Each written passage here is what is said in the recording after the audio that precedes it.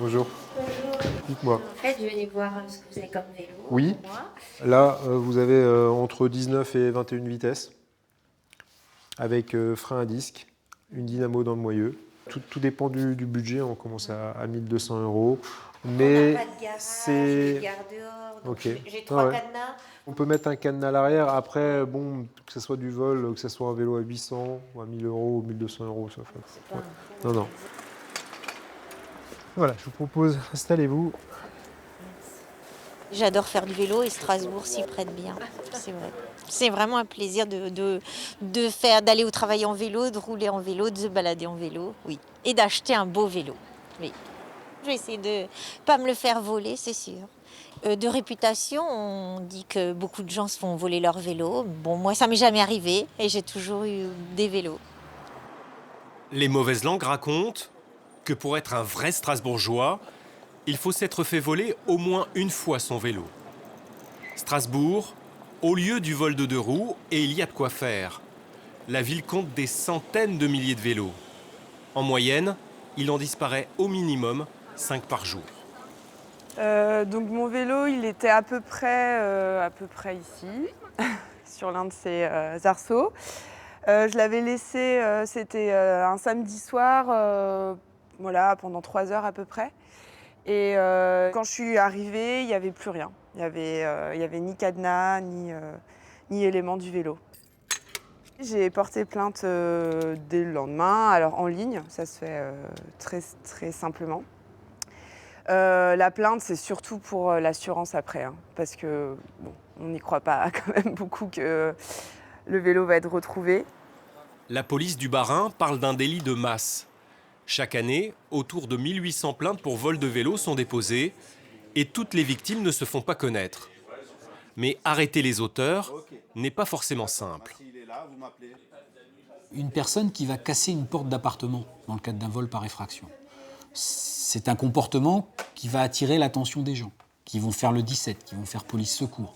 Quand vous voyez une personne en train de s'affairer autour d'un vélo sur la voie publique, vous pensez, le premier réflexe, c'est pas de vous dire c'est quelqu'un qui vole un vélo. Le premier réflexe, c'est de vous dire c'est son vélo, il récupère son vélo. Donc c'est un peu, c'est plus anonyme dans l'acte de la délinquance. C'est une difficulté pour nous. Ça. Il n'y a pas de lieu à l'abri du vol, même à l'hôpital, même en plein jour. Toujours dire de vol des vélos. Même la dernière fois, on avait un collègue dont en face de nous, il y a des gens qui viennent avec des pinces et ils prennent les vélos. Plusieurs fois, même les trottinettes aussi.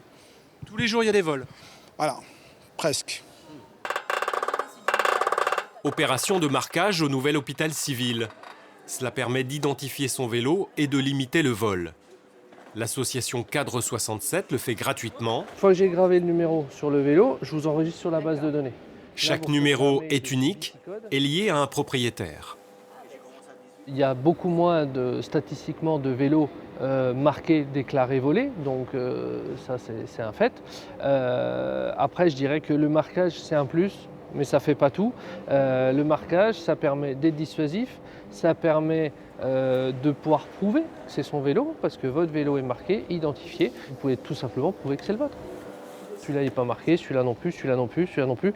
Voilà. Là, on arrive à un vélo qui a été marqué donc, chez nous. Donc on voit tout simplement que sur une quinzaine de vélos, 3 vélos sont identifiés avec notre système, un vélo identifié avec une étiquette parce que c'est obligatoire. Donc on voit qu'il y a encore énormément de vélos à marquer pour sécuriser le parc, tout simplement. Les vélos non identifiables, retrouvés par la police, sont amenés ici. Certains ont simplement été abandonnés. D'autres sont issus du vol. Ce sont très souvent des vélos qui sont volés par les voleurs que j'appelle opportunistes. C'est celui qui va faire la bringue dans le centre-ville, qui va rentrer à une heure où il n'y a plus de transport public, qui va subtiliser un vélo, qui va l'abandonner à quelques encablures de son domicile. Et ce sont ces vélos qu'on retrouve en grande majorité. Chaque vélo est pris en photo. Il figure sur un site pour être retrouvé par son propriétaire. Sinon, les vélos sont vendus par lot aux enchères, rachetés par des professionnels, remis en état et revendus d'occasion. Les roues avant-arrière, c'est bon. Le pédalier, c'est bon. Les pneus, c'est bon.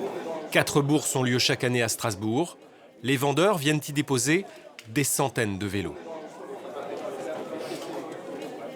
On sait qu'il y a des personnes qui viennent avec beaucoup de vélos, c'est des personnes qui sont habituées. La plupart ont des magasins aussi sur Strasbourg. De temps en temps, on vérifie l'état de provenance des vélos grâce aux fiches qu'ils peuvent récupérer sur les ventes au domaine ou les ventes des mairies. Donc oui, on essaye d'avoir confiance au maximum. On arrive aussi à vérifier l'état des vélos lorsqu'ils sont marqués, puisqu'ils sont systématiquement vérifiés sur la base de données.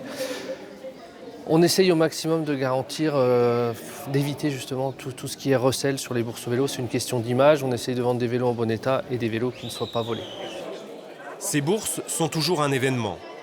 Des vélos fiables, pas trop chers, c'est ce qu'il faut à tous ceux qui ont été victimes de vol. J'ai laissé mon vélo sans cadenas et quelques heures plus tard, il n'était plus là, quoi. Voilà. Donc vous venez acheter un vélo d'occasion? Donc je viens chercher un vélo d'occasion parce qu'il m'en faut un rapidement et effectivement j'ai envie de trouver un truc pas trop cher pour prévoir la prochaine fois que ça arrive, quoi. Si jamais on nous le vole, c'est une moindre perte, quoi. Parce qu'acheter un très beau vélo, il faut y faire très attention. Y faire attention partout, tout le temps. Beaucoup de vélos sont volés sur la voie publique, mais la majorité l'est à domicile. Donc on avait une première caméra juste en haut, on a installé une porte sécurisée, donc il faut la clé pour rentrer avec, et nous avons encore une caméra dans chaque angle, plus les arceaux, et ça les arrête pas. C'était le 27 mars 2025, 23h08. Du travail efficace et avec sang-froid.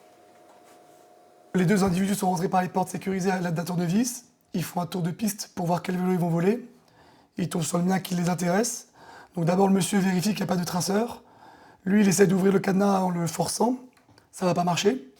Pendant ce temps-là, son collègue a piqué un autre VTT. Il voit qu'il n'y arrive pas.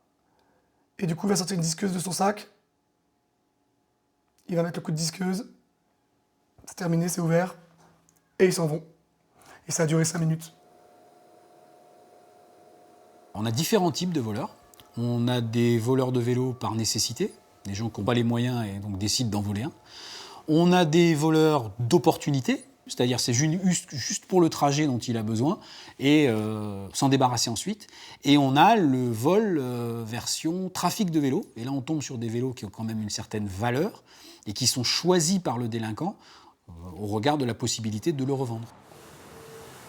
J'ai envie de vous dire que les sanctions sont sévères.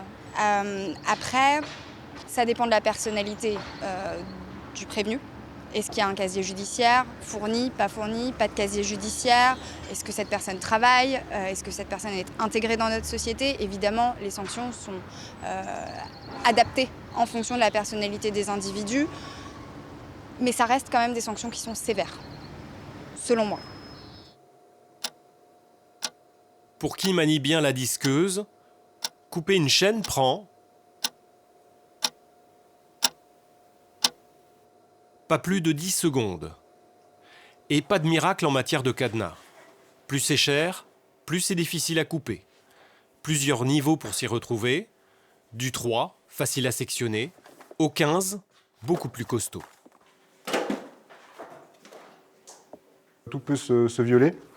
C'est des retardateurs de vol, mais avec un niveau 15, on peut déjà avoir la conscience tranquille. Et je pense que si le voleur voit plusieurs vélos et qu'il voit un gros cadenas comme ça, il choisira peut-être celui d'à côté. Voilà, c'est ici que j'ai constaté le vol de ma batterie. Il y a, entre Noël et Nouvel An, je venais faire quelques petites courses le matin et je suis revenue. J'avais juste attaché mon vélo avec un ou deux cadenas, mais je n'avais pas pensé que la batterie pourrait être volée comme ça aussi rapidement. Et au début, je ne le faisais pas, mais maintenant, systématiquement, je mets beaucoup de cadenas et voire une alarme. Voilà, ça met l'alarme en route si je touche le vélo. Ouais. Donc, voilà, vous voyez. Voilà. Voilà. Comme les voitures. Faut-il en arriver là pour sauver son vélo? Quelques précautions de base peuvent être utiles. Alors ça, c'est pas bon. C'est pas bon. Très léger. Alors là, vous voyez, vous avez un cadenas. Bon, c'est déjà un petit peu plus gros. Sauf que, voilà, tout simplement, Voilà exactement la chose à ne pas faire, d'autant plus lorsque on est en présence d'arceaux de sécurité qui sont prévus à cet effet. Dans l'Eurométropole de Strasbourg, il se vole de plus en plus de vélos électriques. Quand plusieurs milliers d'euros sont en jeu, les cyclistes peuvent expérimenter des box. C'est le cas à Illkirch, cela coûte 1 € par jour et le téléchargement d'une application. On vient apposer le badge et la porte s'ouvre. Voilà. C'est un dispositif qui est tout à fait efficace et c'est d'ailleurs un système qui est de plus en plus installé notamment dans des gares, puisqu'on sait que dans les gares il y a besoin aussi de sécuriser son vélo pendant des journées quand on prend le train, et donc c'est vrai que c'est aujourd'hui une des solutions pour enrayer, puisqu'on sait très bien que sur les arceaux classiques à vélo, il y a quand même encore beaucoup de vols de vélo. Des vols qui influent sur la pratique même du vélo. C'est la deuxième raison de ne pas s'y mettre après la qualité des infrastructures. Des élus de la ville de Strasbourg s'en préoccupent. C'est un phénomène en croissance et c'est un phénomène inquiétant pour le nombre et pour les gens que ça pénalise. Parce que plus les gens utilisent le vélo pour aller au travail, pour leur vie quotidienne, plus il est nécessaire. Et c'est un peu dissuasif aussi pour les gens qui, au 3e ou 4e vélo qui se sont fait voler, arrêtent d'utiliser le vélo. Une ville, elle peut agir effectivement avec sa police municipale, avec la vidéoprotection, avec l'éclairage public et en permettant de donner plus de solutions de stationnement sécurisé. Donc c'est aider à l'achat de bons dispositifs, de bons cadenas et puis faire en sorte qu'il y ait dans toute la ville plus de parkings vélos sécurisés et fermés. Strasbourg est-elle devenue la capitale du vol de vélo? En tout cas, des assureurs la classent dans le peloton de tête des villes à risque.